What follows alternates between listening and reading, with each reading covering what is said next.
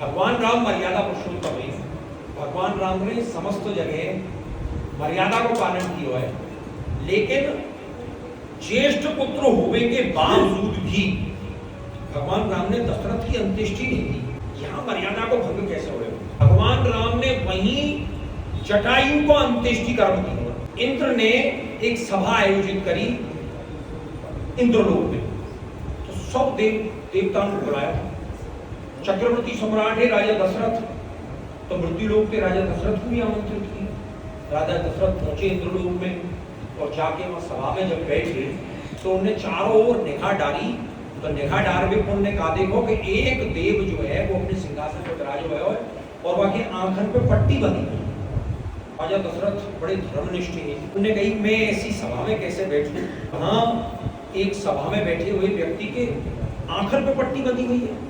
तो उन्हें प्रश्न कर लिया कि ये वो उचित नहीं लगा हुआ है, आंखन पे पट्टी हमारे बंधी हुई है कि शनिदेव है। और शनिदेव जाकी और अपनी दृष्टि डाल दें, वाको फिर का परिणाम हुए आप सब ना या हमारे अपने की आंखन पे पट्टी बांध रखी है। दशरथ जी बड़े धर्मनिष्ठ होने की मैं ऐसी सभा में नहीं बैठ पाऊंगा जहाँ मैं कहीं की आंखन पे पट्टी बंधी हुई, उनकी आंखन की पट्टी खुलवाई। तो आंखन से जैसी पट्टी खुलवाई तो शनिदेव ने उनकी तरफ देखो कि ऐसा कौन धर्मात्मा है जाने मुझ पर इतनी कृपा करी है कि मेरी आंखों की पट्टी खुलवाई है।